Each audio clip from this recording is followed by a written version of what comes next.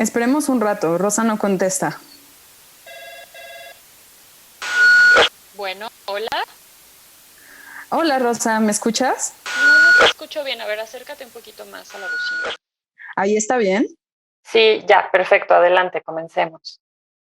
Antes de iniciar, quisiera platicar por qué elegimos el formato de entrevista para hablar de tu obra.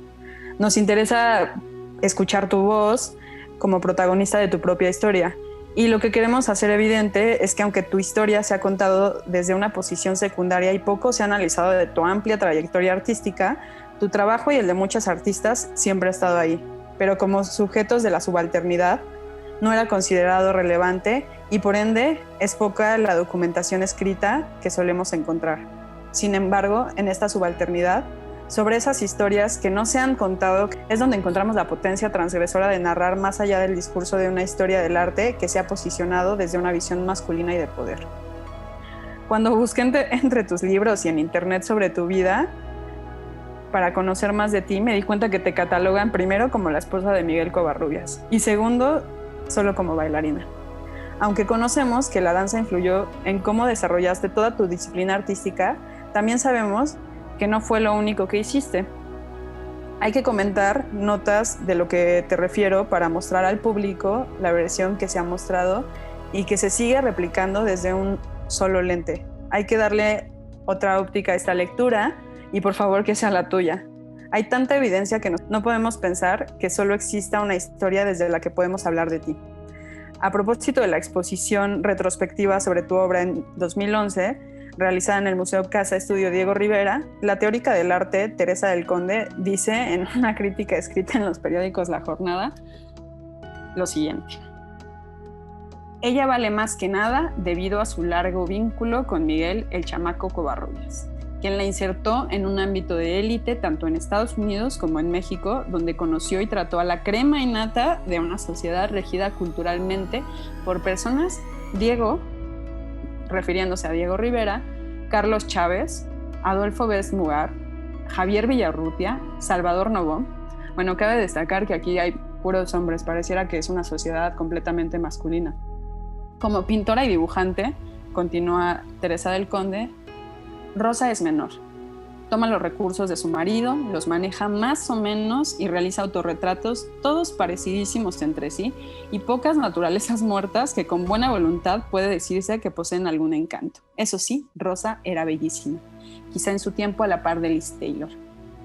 ¿Qué opinas, Rosa? Como mencionas, yo ya era una bailarina destacada, una estrella de Broadway. Nadie me insertó en la crema innata, yo ya estaba ahí. Lamentablemente es muy común, no solo minimizan mi trabajo, sino que lo que casi siempre resaltan son mis características físicas.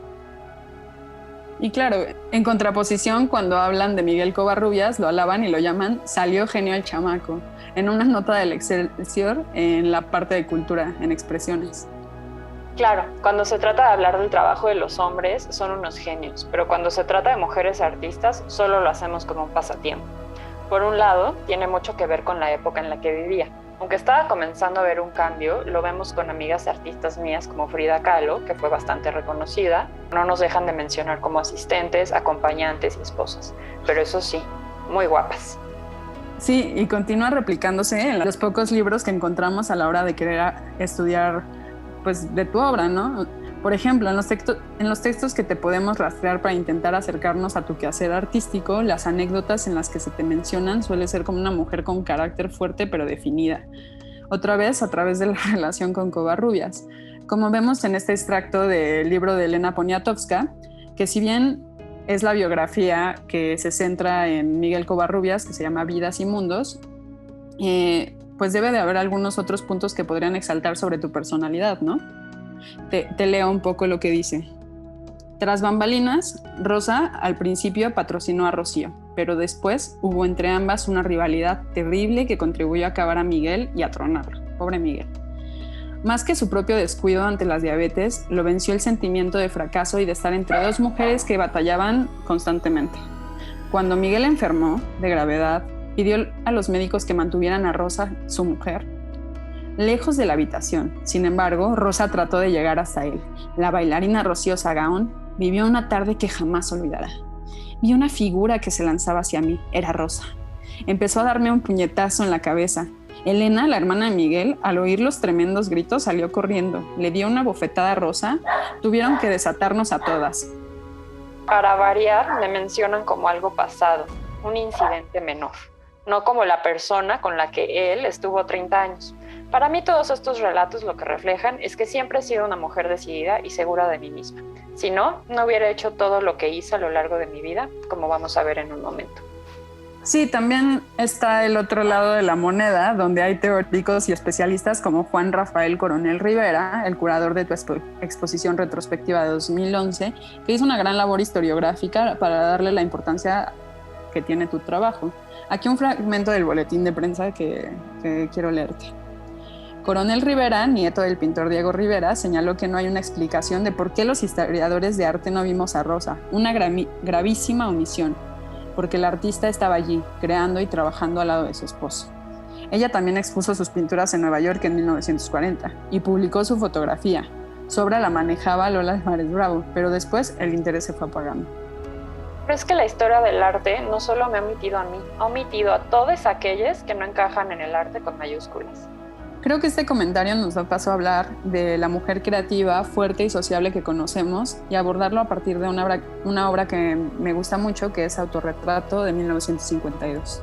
Algo que me llama la atención en general de tus autorretratos, en lo personal y haciendo una revisión profunda de algunos documentos que se encuentran en tu archivo, es que hay muchas fotografías, textos y notas de periódico que me recuerdan elementos presentes en esta obra y que representan distintos momentos de cómo permearon la danza, los viajes y la cultura mexicana en tu vida.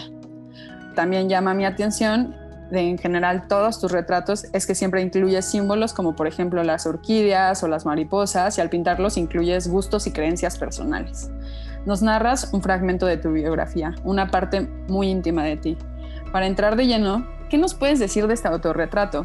La obra en sí es autobiográfica. Como mencionas, es un homenaje a la danza y está llena de símbolos sobre lo que me ha tocado vivir. De hecho, hice varios bocetos preliminares donde fui modificando la disposición de los elementos. Por ejemplo, en el boceto que hice y que se conserva actualmente en el Mexican Museum en San Francisco, dibujé mi rostro atormentado. Y en el retrato final, más bien mi expresión muestra mis ojos inundados de lágrimas. Otra diferencia es que en el boceto tenía una gargantilla con un candado y en la pintura ya me liberé de esas ataduras, como pueden ver, y coloqué un pañuelo en mi cuello. También tiene muchos elementos que refieren a mi vida en México y antes de llegar aquí, ya que yo en realidad nací en Los Ángeles. Después de casarme y de viajar por el mundo, me establecí en México, país en el que desarrollé mi trabajo y adopté como propio. Y se puede ver no solo en este autorretrato, sino en toda mi obra. Me llama la atención la sensación de movimiento que tiene la obra. A partir de tu figura en primer plano, siendo esta la pauta de inicio para el baile, el resto de los personajes que te rodean toman su papel y actúan como rasgos de tu propia personalidad. Además de lo que comentas, los personajes no solo me rodean, sino que se desenvuelven dentro de un paisaje árido del que nace un árbol nube de pensamientos. Al fondo vemos elementos que simbolizan lugares que marcaron mi vida, como los volcanes Popocatépetl e Iztaccíhuatl y mi casa de Tizapán. Otra vez es un gusto poderte escuchar y hablar de tu obra y de la importancia de la danza en tu vida. Entonces, quiero que continuemos con esto. Enfoquémonos en las bailarinas sin rostro que parecen figuras de barro rojo y especialmente ahora en la madre que baila con su hija. ¿Qué nos dices sobre tu propia experiencia? Estos dos personajes los podemos leer como mis primeros años de formación en la danza. Son de esos recuerdos que permanecen presentes sin importar el paso del tiempo. La primera etapa de mi vida la pasé en Estados Unidos. Fue ahí en donde en 1915 comencé a estudiar con la coreógrafa Marion Morgan, quien me invitó a formar parte de su compañía, y acepté para ver qué pasaba. De hecho, en ese año me cambié el nombre a Rose Rolanda. The Lilac Domino fue la primera obra en la que me presenté en Broadway. Mi personaje era secundario, pero bailar en un escenario frente al público hizo que supiera que la danza sería una de mis grandes pasiones. El germen me mordió y me mordió muy fuerte. Siempre he sido muy ambiciosa, así que eventualmente dejé la compañía de Marion y en 2 años ya me había convertido en una bailarina destacada. Tenía interés en seguir creciendo en la profesión y que me reconocieran. Quería hacer coreografías propias y explotar mi potencial. Estuve en obras tan destacadas como Over the Top, realizando una pieza con un grupo de bailarinas a las que les dieron el nombre de las bailarinas modernas neoclásicas de Rolanda. Como anécdota, eran tiempos de guerra. No había hombres en las puestas en escena, todas éramos mujeres. Pues qué jovencita tan entusiasta y movida eras. Sin duda, y lo sigo siendo. Soy una persona muy inquieta, me gusta estar en constante transformación. Creo que eso es notorio si ves con perspectiva lo que he hecho. Baile, pintura, fotografía, cocina, viajes y coleccionismo. Aparte, ¿cuántas veces has cambiado de nombre? Transmutas de personalidad en personalidad, es como lo que dices, del baile a la pintura, a la fotografía. Representan momentos diferentes en mi vida. Pasé de ser Rosamund Cohen a Rose Rolanda cuando me fui a Broadway a bailar. Después lo castellanicé a Rosa Rolanda. Cuando me casé, adopté el apellido y me llamaba Rosa Covarrubias. Y cuando me separé, decidí volver a tomar el nombre de Rosa Rolanda. Si este cuadro está en movimiento, es porque así veo las diferentes etapas de mi vida. Tanto eras una persona activa que estar en los teatros más importantes de la escena de Broadway no era suficiente. De hecho, hay algunas figuras en tu autorretrato que nos traen a la mente tu amplia trayectoria en el cine silente. ¿Qué me dices de esto? ¡Qué observadora eres! De hecho, hay dos ángeles que bailan con un infante. Hacen referencia a la película de época de Bluebird, una de mis primeras participaciones en el cine, en donde no solo hacía coreografías, sino que salía en ellas. Al mismo tiempo que participaba en Over the Top, estaba preparando las coreografías de Montecristo Jr., Woman y tantas que ni me acuerdo. Siguiendo con los símbolos del autorretrato, hay una figura que me recordó a que formaste parte de las Follies Girls, conocidas por la mezcla de entretenimiento de las obras que interpretaban, ópera, danza, teatro burlesque y la poca ropa que utilizaban. Me imagino el escándalo que podía significar para esta época. Sí, la figurilla mantiene una posición bastante afectada y la vemos con un atuendo burlesque. En los shows, mucha gente enloquecía al vernos con faldas cortas o con ropa transparente, pero yo siempre me he sentido muy segura de mi cuerpo. Además, esta figurilla también se conecta con las fotos que Nicholas Murray me tomó, donde poso desnuda como ninfa, que es mi personaje en The Rose Girl, una de las tantas revistas musicales que hice en Nueva York. Es que hay que entender que era una bailarina muy destacada. Por mi forma de trabajar, para mí era muy importante hacer sentir al público lo que estaba pensando. Por ejemplo, si se supone que eres una gitana o un lirio que oscila en el viento o cualquier cosa que uno pudiera pensar, debes comportarte como todas esas cosas se comportarían. Es por ello que al poco tiempo ya me mencionaban en revistas como Vanity Fair, Showland, The Tatler o en periódicos tan importantes como The New York Times. Mis fotos salían por todos lados y pensé que me dedicaría de lleno a esto. Me encantan los reflectores, viajar y conocer gente. El cine y la danza me estaban abriendo esas puertas. Hasta hice una gira con las Follies por Europa, en donde Man Ray me fotografió. Ni en las fotos dejas de bailar, siempre sonriendo y marcando pasos. Estamos hablando que esta gira la hiciste en 1923. Casi luego regresaste a Nueva York para dejar tu vida de estrella en Broadway. Me intriga, ¿qué fue lo que pasó y por qué tan intempestivamente una bailarina con tanto potencial y camino por delante decide dejar la danza? Estaba perdiendo el entusiasmo por los shows, me cansaban los desvelos y la vida nocturna. En la obra también podemos ver unas bailarinas que son títeres de su propia coreografía. La disciplina que me imponía era una exigencia muy fuerte para mi propio cuerpo. Te encadena como los personajes a los que refiero. Si te quieres dedicar a esto, más en Broadway, te casas de por vida. Mi última puesta en escena fue Rancho Mexicano, como si fuera una premonición, un show de la gran bailarina rusa Anna Pavlova. En este momento, aparte de marcar el fin de mi carrera como bailarina, también fue enriquecedor porque conocí a dos artistas, Miguel Covarrubias y Adolfo Besmogart, que me apoyaron a realizar la escenografía y vestuarios. Este momento marca una época de transición en la que viajé a México y pues este se convirtió en mi segundo hogar. Volviendo una vez más al autorretrato y para que comencemos a cambiar de tema, quiero señalar un elemento que hace referencia a este salto en mi vida y es el torso envuelto por una bandera mexicana, el cual además recuerda una de las tantas fotos que me tomó Nicolás durante mi época de bailarina.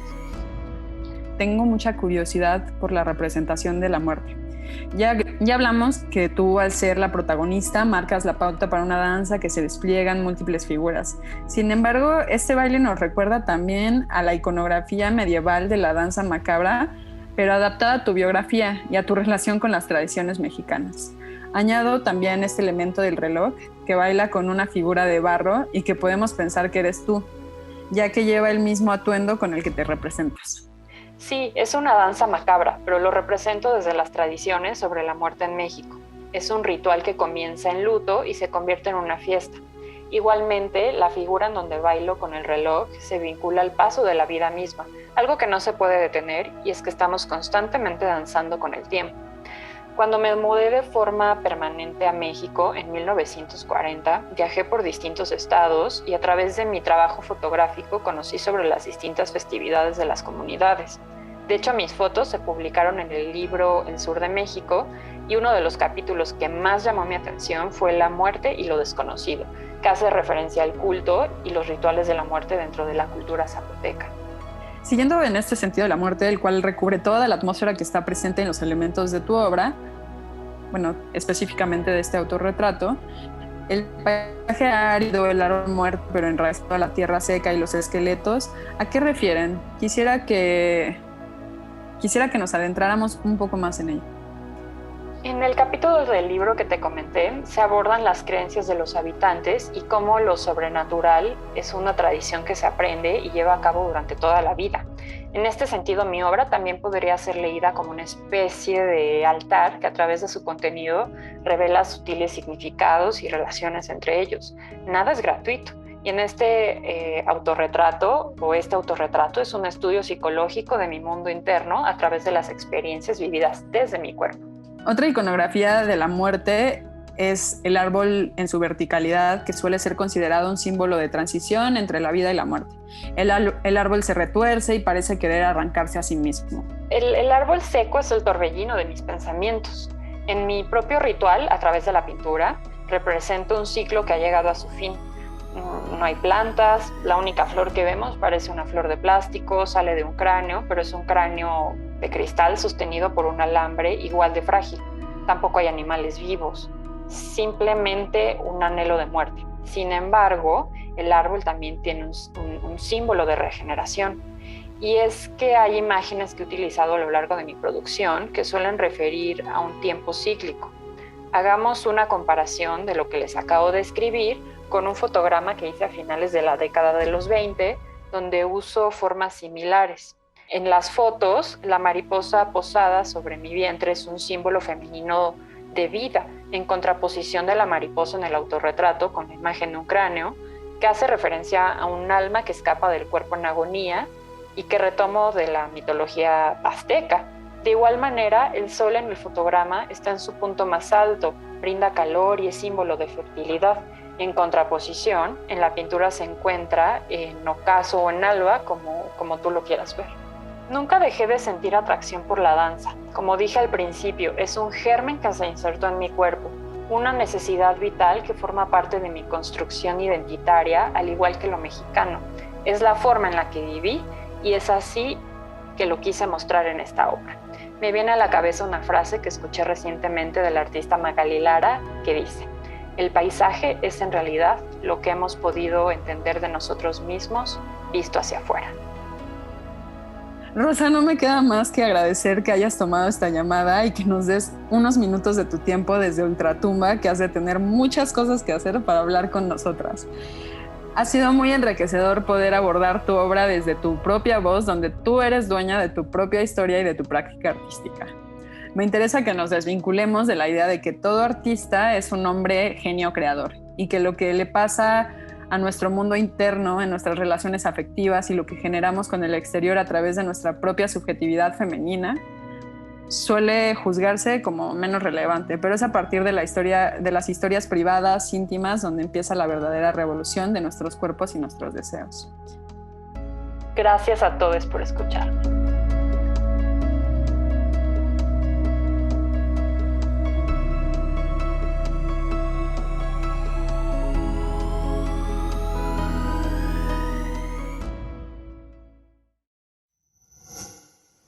Gobierno de México.